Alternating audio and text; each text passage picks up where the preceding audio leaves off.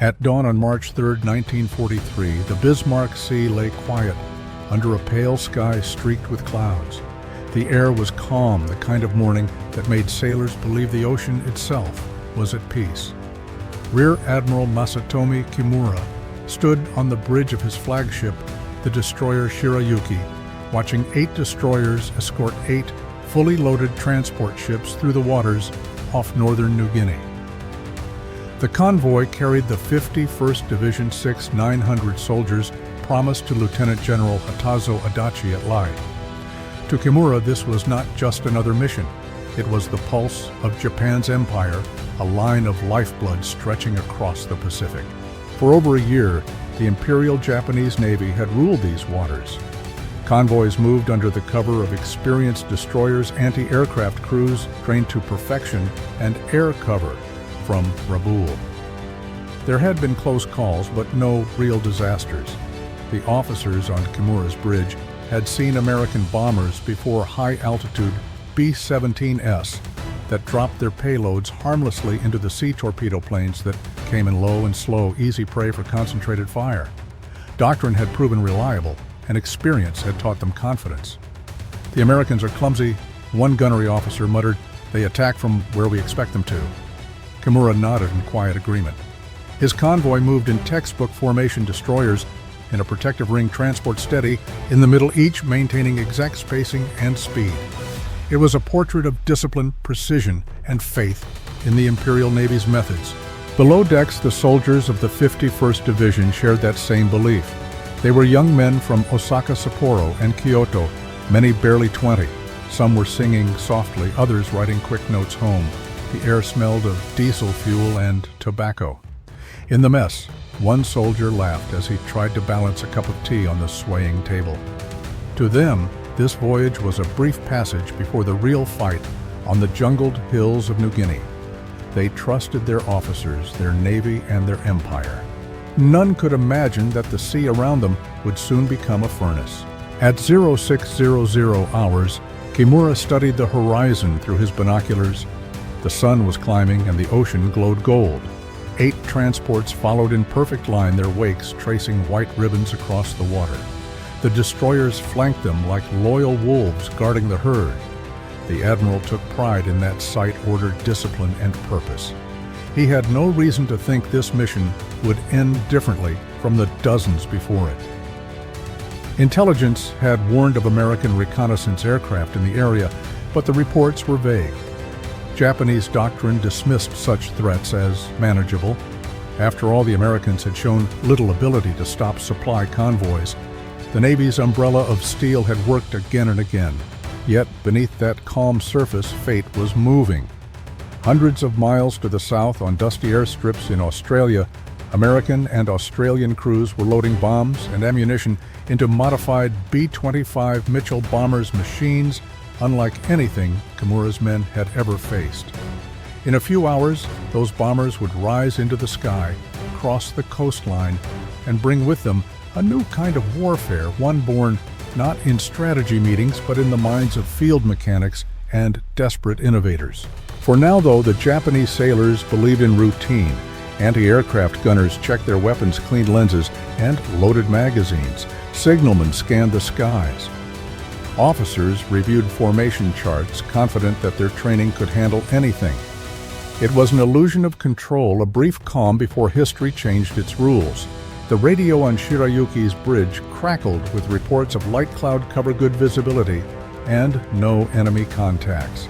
Kimura folded his hands behind his back and allowed himself a small smile. His convoy was on schedule. The Imperial Navy had done this many times. What he could not know, what no Japanese officer could possibly imagine, was that innovation and industrial power were about to rewrite the laws of naval warfare. The American bombers that would soon appear were not ordinary aircraft. They carried no torpedoes, no delicate bomb sights, no hesitation.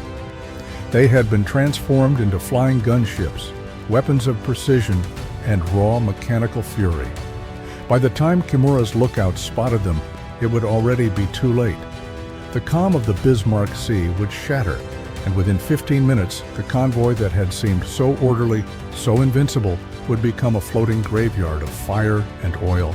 If you believe Admiral Kimura was right to trust his experienced Type 1 in the comments, if you think he was already doomed by his own confidence hit like, and remember to subscribe for more true stories from the hidden battles of World War II. While Admiral Kimura's convoy moved confidently through the Bismarck Sea, the true storm was being prepared hundreds of miles to the south in the choking heat of an Australian workshop. The place was Eagle Farm Airfield near Brisbane, a cluster of tin-roofed hangars, red dust, and the smell of hot oil. It was here, far from any design bureau or factory line, that a restless American officer named Major Paul Irvin Pappy Gunn was about to change the nature of aerial warfare. Gunn was not a conventional man. He had been a Navy pilot before joining the Army Air Forces, a mechanic before he was a commander, and a problem solver before anyone gave him permission to be one. The Pacific War had taught him a brutal truth. High-altitude bombing against ships simply did not work. Bombs missed as torpedoes malfunctioned, and too many pilots died trying to hit moving targets from thousands of feet above the sea. Every convoy that slipped through meant more American soldiers killed on the beaches of New Guinea. Gunn refused to accept that. His answer was radical. If high-altitude bombs could not hit ships, then the bombers themselves would have to become the weapons.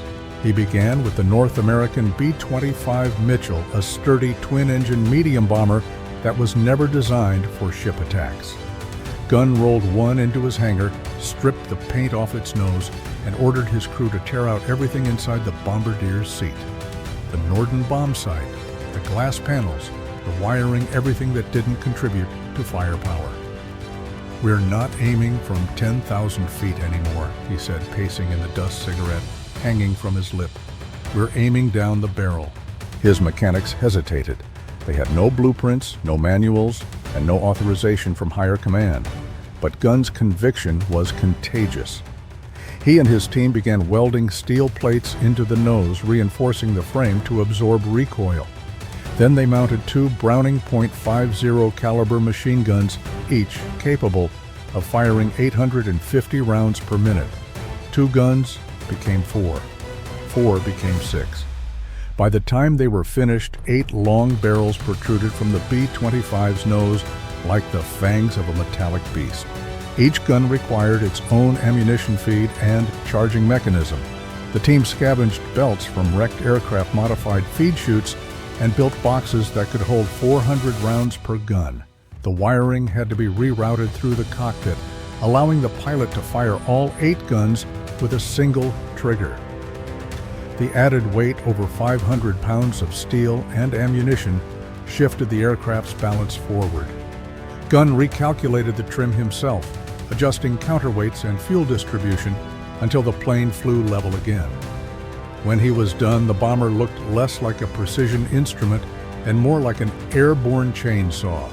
The test flight came at dawn. The modified B-25 taxied out onto the red dirt runway, its engines coughing thick smoke into the air. Gunn climbed into the cockpit wearing grease-stained coveralls instead of a flight suit. As the aircraft lifted off the ground, crew covered their ears. At 500 feet above the practice range, Gunn leveled out and pressed the trigger. The nose erupted in light and sound, 8 streams of fire converging into a single roar. The vibration shook the entire airframe, the recoil thrumming through the fuselage like a living pulse. Spent shells cascaded from the sides, bouncing off the wings like brass rain. When he landed, the grin on his face said everything.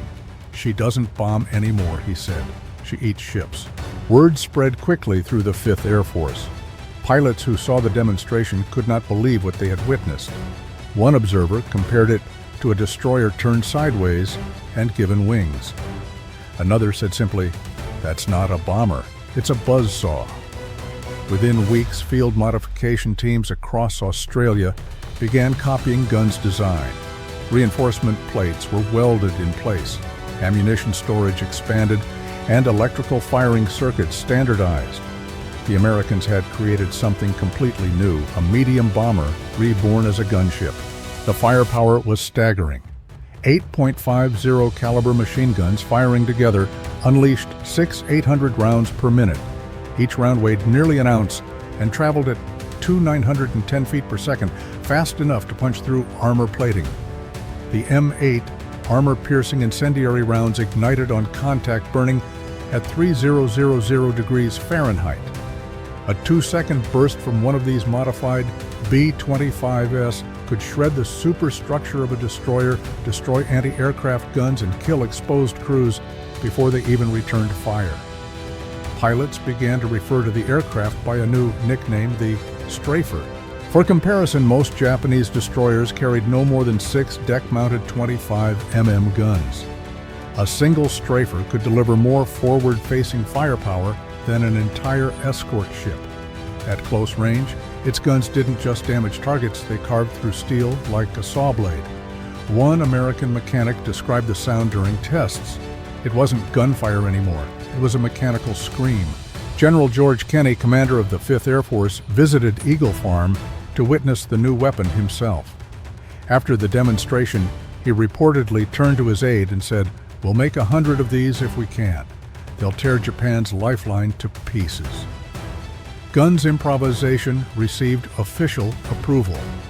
North American Aviation began integrating the 8-gun modification into new production models. But for now, the field conversions would fight first. The newly formed 3rd Attack Group, nicknamed the Grim Reapers, would fly them. In early 1943, Gunn's Strafer bombers were ready for combat.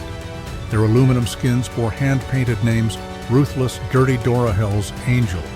Each one carried not just guns, but a new philosophy. The pilots trained low, flying just above the treetops, learning to skim wave crests and attack from the horizon. They were told, get close enough to see the whites of their eyes. It wasn't just bravado, it was survival. At that height, a single mistake meant death, but success meant annihilating the enemy before he could react. What began as one man's field experiment was about to unleash mechanical terror on the Pacific. The Japanese Navy had no idea that its trusted convoy routes were about to become slaughter zones. If you think this kind of battlefield innovation could only happen in war-type genius, in the comments. If you believe luck mattered more than invention hit like. And don't forget to subscribe. The next chapter reveals how these flying monsters learned to skip bombs across the sea. As the newly modified B-25 Strafer gunships rolled out of the Australian workshops, a second innovation was taking shape just a few hundred miles away.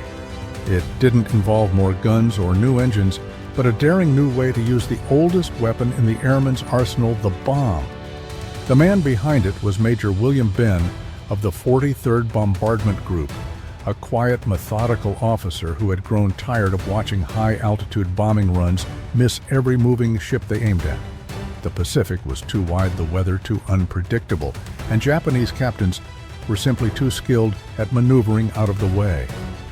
Benn's idea sounded almost foolish the first time he described it. What if he said during a briefing at Port Moresby, "We make the bomb skip"?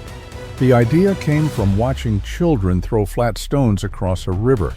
Ben realized that at just the right height and speed, a bomb could do the same bounce once or twice on the surface of the water, then slam into the side of a ship at waterline level. It was simple in concept, but terrifying in execution. The aircraft would have to fly straight and level at an altitude no higher than 200 feet, sometimes even lower. At that height, one burst of anti-aircraft fire could tear the bomber apart.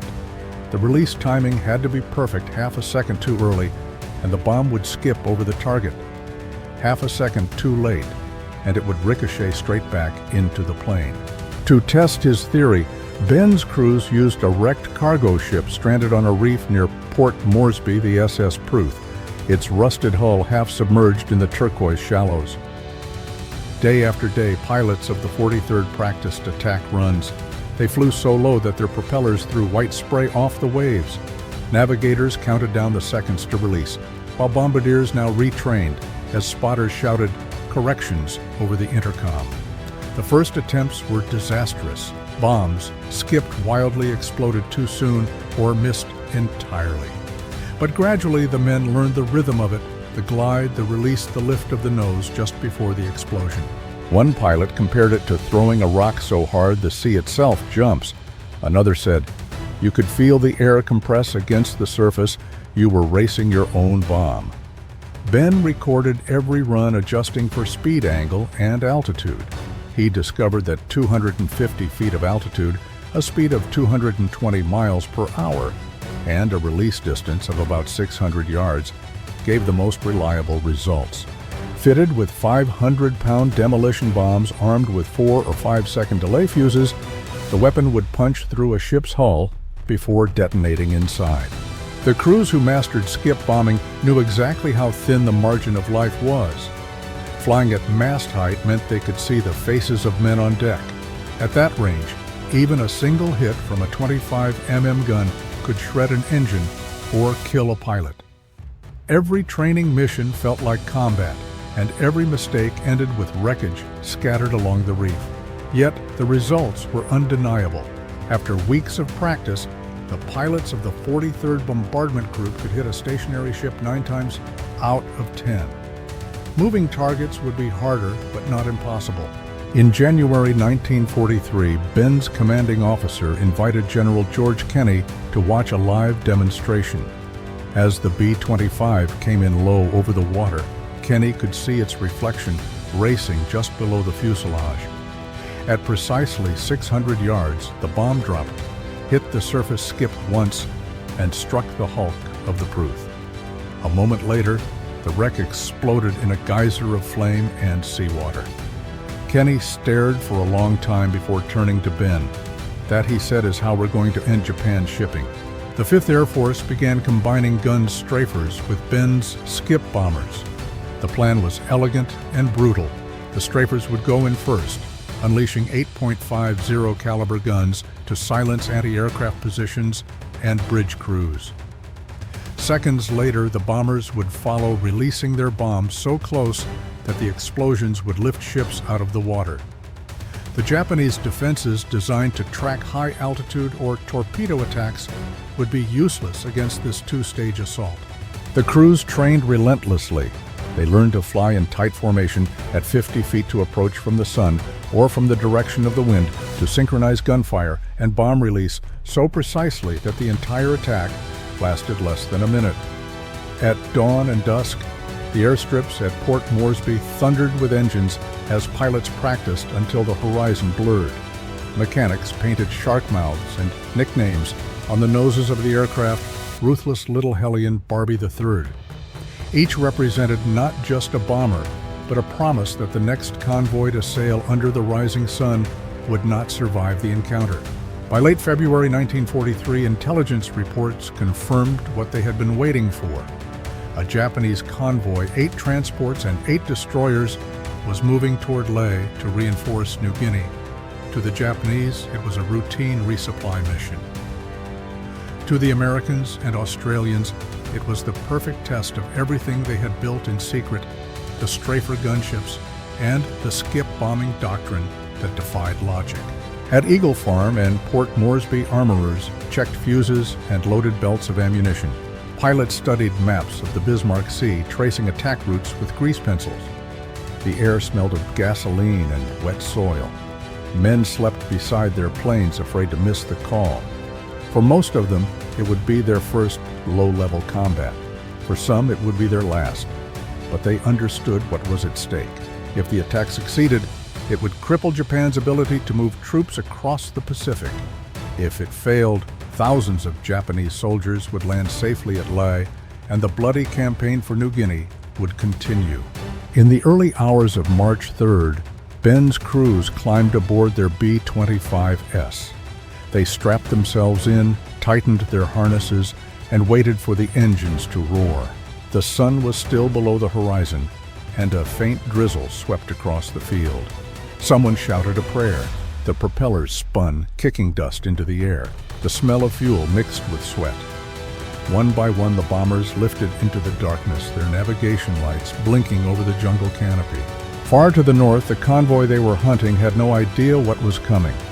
The Japanese officers on watch would soon see tiny black dots on the horizon, skimming the waves like seabirds, the first sign that the laws of warfare were about to change forever. If you think you could have flown that low under enemy fire, type 2 in the comments. If you believe no man should ever have to hit like, and make sure to subscribe, because in the next part, the sky over the Bismarck Sea erupts into flame as the Americans strike. At precisely 10:00 a.m., the lookouts aboard Admiral Kimura's flagship Shirayuki spotted silver flashes high above the horizon. The men shaded their eyes against the morning glare and pointed skyward. A formation of American bombers, B-17Es, approached at roughly 7,000 feet. Kimura lowered his binoculars and nodded calmly. This was expected. For months, American high-altitude bombers had attacked Japanese convoys with little success. Their bombs fell harmlessly into the sea, sometimes close enough to send up columns of spray, but never close enough to hit. Maintain course, Kimura ordered. The air defense officers moved into action, shouting range and bearing coordinates. Every destroyer in the convoy elevated its guns toward the approaching aircraft. The Japanese had practiced this hundreds of times. Anti-aircraft gunners loaded belts of ammunition, adjusting sights for altitude and wind. In minutes, the sky above the convoy filled with black bursts of flak. The thunder of 25 mm cannons rolled across the sea like distant drums. But as the crews focused upward, no one saw what was coming in low. Barely 15 miles away, skimming just above the Ocean 12, B-25, Mitchells of the 3rd Attack Group and 13 Royal Australian Air Force Viewfighters were racing in at wave-top height. Their propellers churned up mist behind them. The sunlight flashed off their aluminum fuselages, each nose bristling with 8 machine guns. Major Edward Ed Liner, commanding officer of the 90th Bombardment Squadron, led the first attack. His aircraft bore the name Ruthless painted in black across the nose. Through his windshield, he could already see the columns of water rising from the B-17 bombs, exploding far above. The Japanese gunners were doing exactly what he hoped. They were looking in the wrong direction. At 280 miles per hour, Ruthless roared toward the Japanese destroyer Shirayuki. From the bridge, sailors suddenly noticed something glinting on the horizon. At first, they thought it might be low-flying reconnaissance planes. Then, someone shouted, "Teki low, low." The cry rippled across the deck. Gunners scrambled to swing their weapons downward, but the planes were already too close. Liner pressed the trigger. 8.50 caliber guns erupted at once. The entire nose of Ruthless exploded in flame and thunder. To the Japanese crew, it was as if a wall of light had appeared out of nowhere, tearing through steel and flesh alike.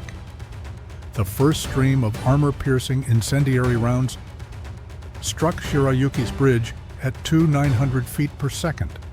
The window shattered, spraying glass across the command deck. Metal plates buckled. Men vanished in bursts of sparks and smoke. Within seconds, every gun crew exposed on deck was hit. Lieutenant Takashi Miyata, one of the few survivors, later recalled, "It was like being trapped inside a machine shop. As every wall caught fire, the air itself screamed." Liner held his trigger for 8 full seconds, firing nearly 900 rounds before releasing 2 500-pound bombs fitted with 5-second delay fuses. The bombs skipped once, twice, then struck the destroyer just below the waterline.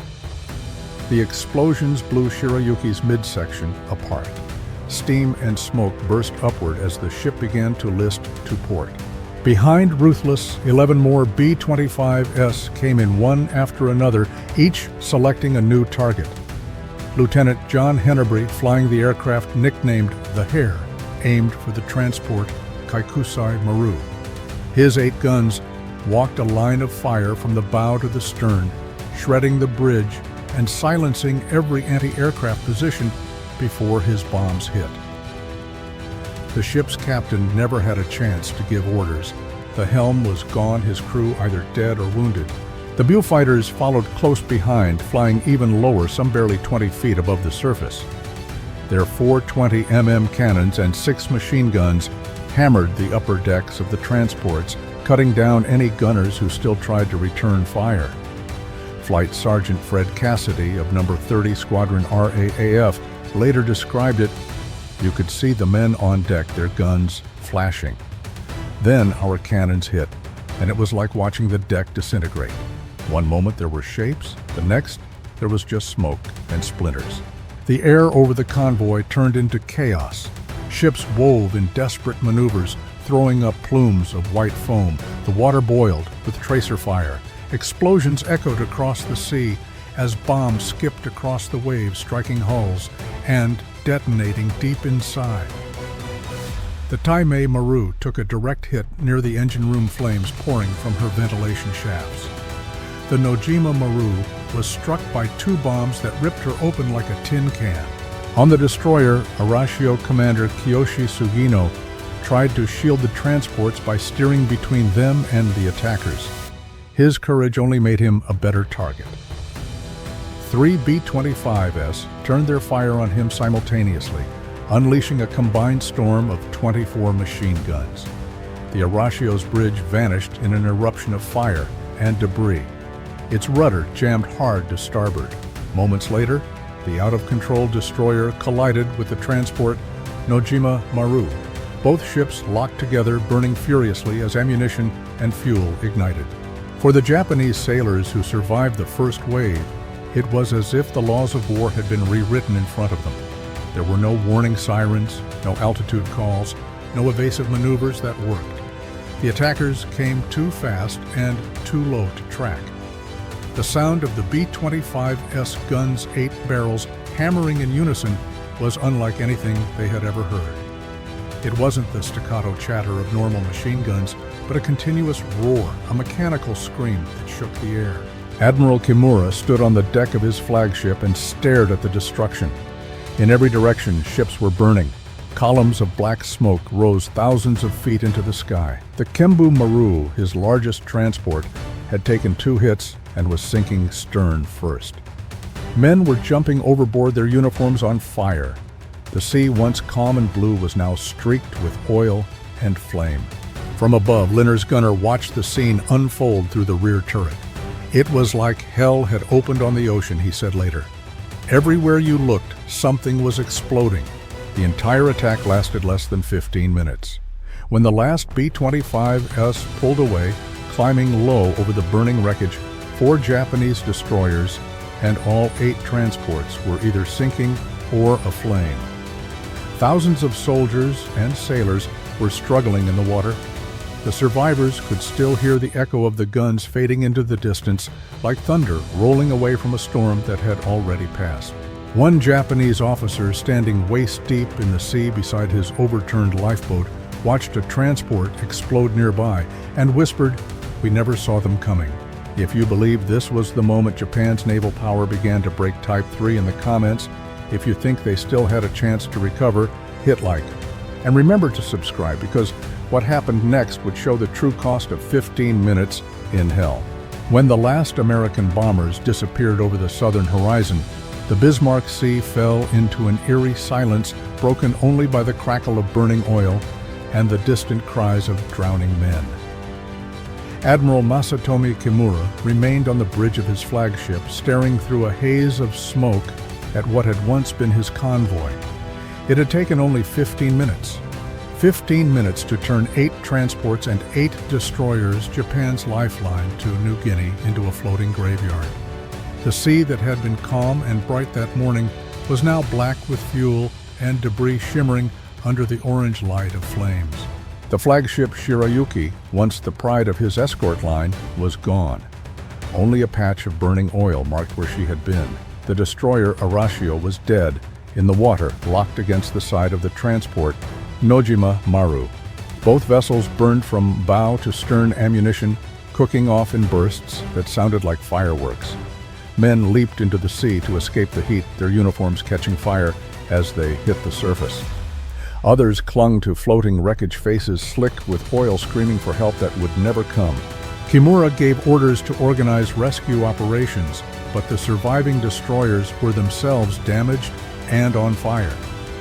The Asagumo tried to maneuver closer to pick up survivors, but within minutes it was attacked by another wave of B-25 SE returning to strafe the wreckage. The low-flying gunships swept the decks clean with gunfire, killing crewmen as they tried to haul their comrades aboard.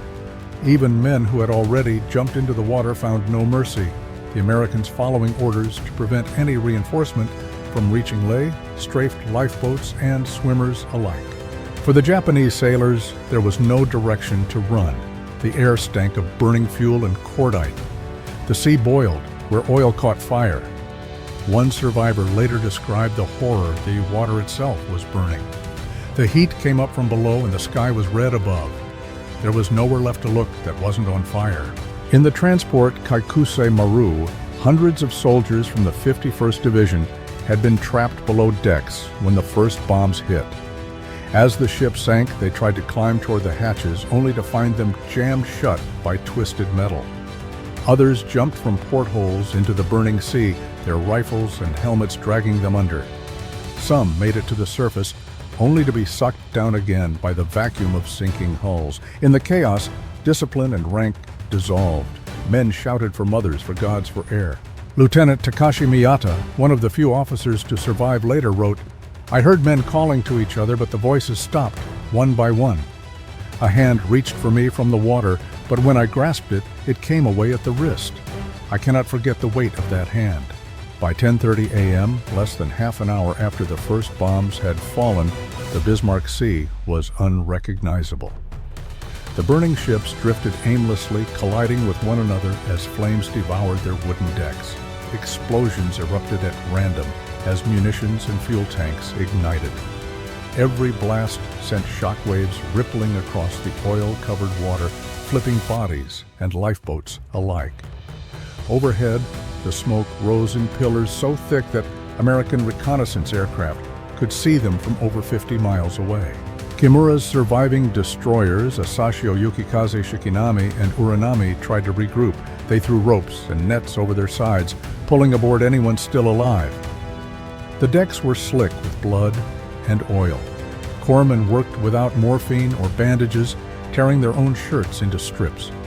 The wounded were laid in rows on the steel decks, some still clutching letters that had survived the fire, others whispering prayers to ancestors whose names they could barely remember. In the water, sharks had begun to gather. At first, they fed on floating debris and fish drawn by the carnage. Then, they began to take men. Survivors described the sea erupting around them as fins sliced through the oil. Screams cut short as men vanished beneath the waves. For those left floating, it became a choice between burning and drowning. Many chose the latter. By early afternoon, the attack was over, but the suffering continued. The burning hulks of the transport smoldered through the day and into the night. The ocean glowed faintly from the fires, still burning on the surface, a red and orange reflection that flickered like a dying sun.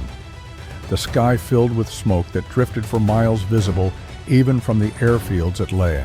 American pilots circling back to assess the damage could hardly believe what they saw. Major Edward Liner wrote in his logbook, "We didn't need to count ships. You could see them sinking, one by one. It looked like the end of the world." By nightfall, the convoy was gone. Of the 6,900 soldiers who had left Rabaul, fewer than 1,200 would ever see land again. The rest, nearly 5,700 men, were dead or missing, many still trapped inside their ships, entombed in the cold darkness below. When Japanese submarines arrived after dark to search for survivors, they found a sea of floating corpses and wreckage.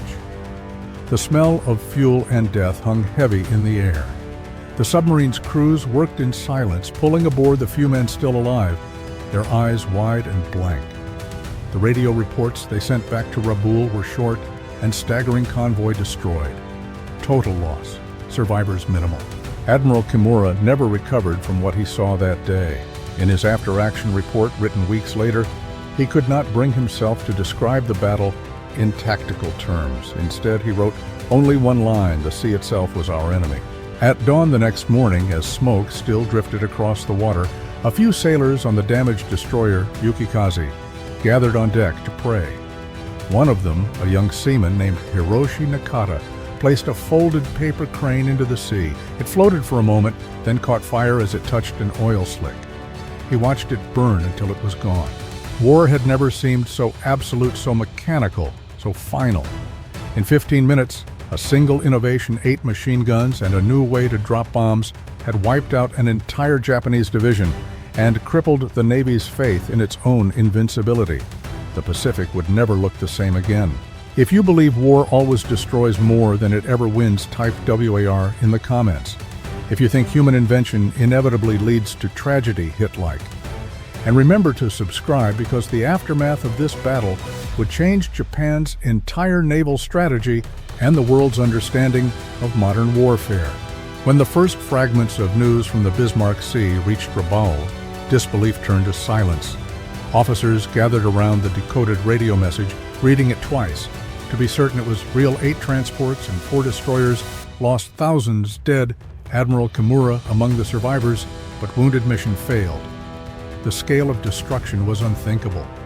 Never in the Imperial Navy's history had an entire convoy been wiped out in a single daylight attack. It was not just a tactical defeat, it was the collapse of everything Japanese naval doctrine believed to be true. In Tokyo, Admiral Isoroku Yamamoto received the report in his private office at Combined Fleet Headquarters. Those present later recalled that he read it slowly without expression, then placed the papers down and said quietly, "If this is true, then we no longer control the sea." For the commander who had once orchestrated the triumph at Pearl Harbor, it was a sentence heavier than defeat itself.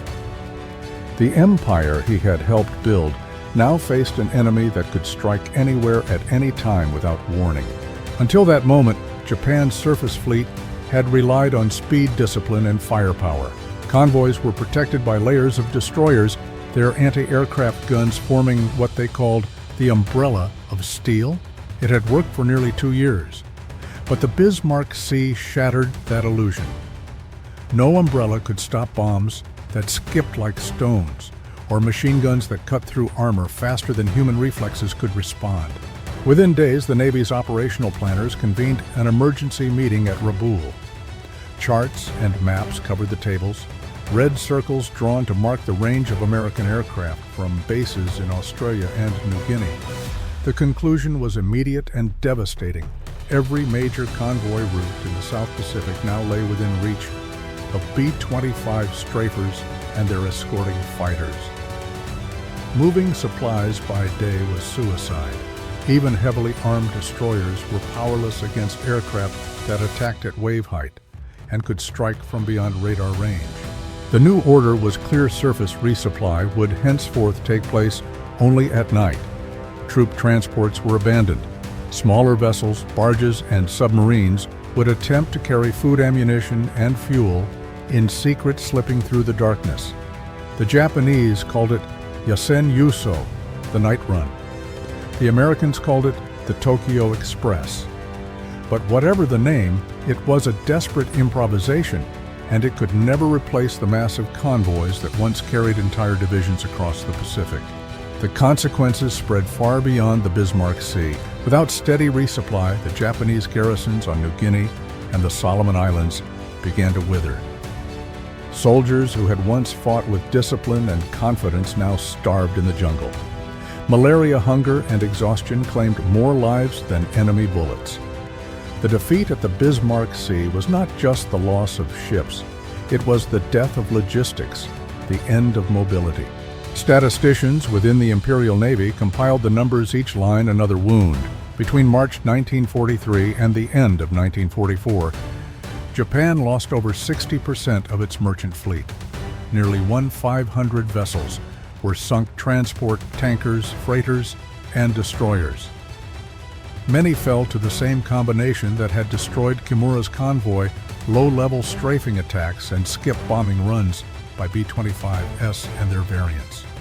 What had once been a proud merchant marine became a list of names and hull numbers lost to history. Reports from survivors filtered back in the following weeks.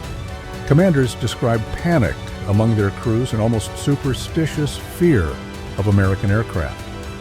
Sailors began referring to the B-25 as Hachime no Oni, the eight-eyed demon, for the 8 gun barrels that glared from its nose.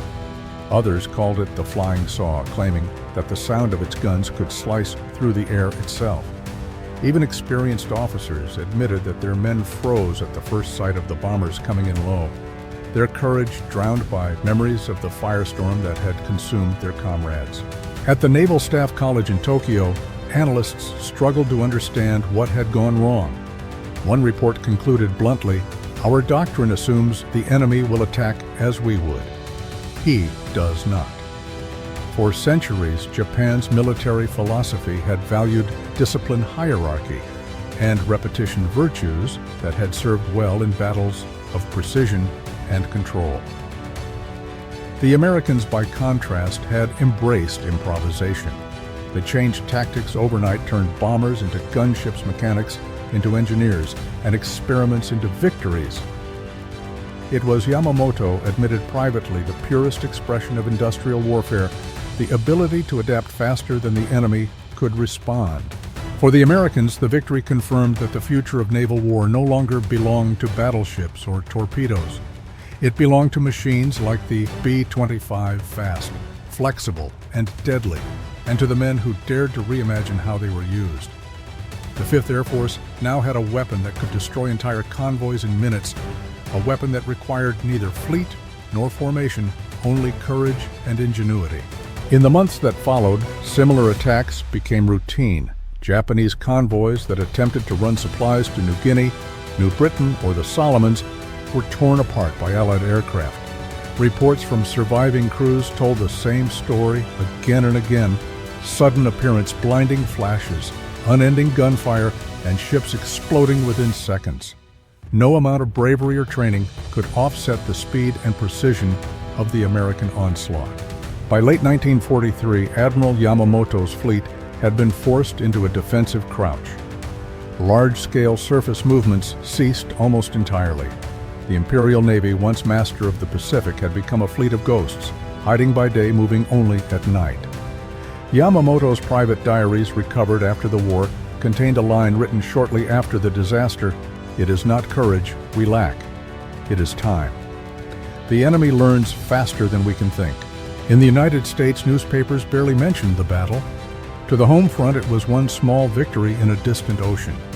But among pilots and mechanics, the Bismarck Sea became legend. It proved that improvisation could triumph over doctrine, that a handful of men in a makeshift workshop could alter the course of the war. Pappy Gunn's creation had turned from an experiment into a symbol of American ingenuity, the embodiment of an industrial giant's ability to think on its feet. The psychological divide between the two sides widened with every sinking. For Japanese sailors, each voyage became a prayer. For American air crews, it became a test of precision and nerve. The Pacific itself seemed to change character, no longer an open battlefield, but a place where one side hunted and the other hid. The old rules of naval warfare, range tonnage, formation, gunnery, no longer applied. A new law had been written in the smoke of the Bismarck Sea: whoever could combine innovation with speed would rule the oceans. By early 1944, Japanese commanders no longer planned operations based on courage or numbers, but on absence where the Americans were not.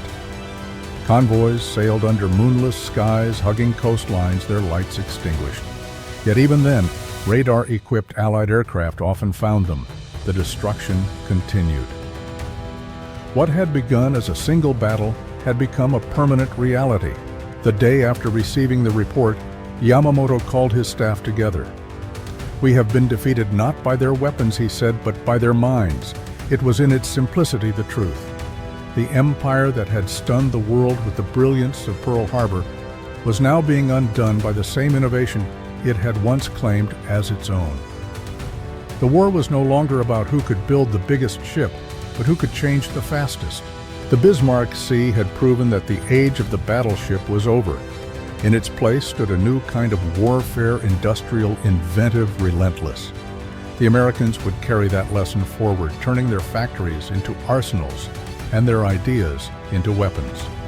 And for Japan, The once proud master of the Pacific, the sea that had once carried its conquests, had become a prison of oil fire and memory. Years later, when the war had ended, and the wrecks of the Bismarck Sea had settled beneath layers of coral and silt, veterans from both sides would speak of that day with the same uneasy reverence. For the Americans, it was a moment of triumph proof that creativity and mechanical genius could overcome doctrine and discipline.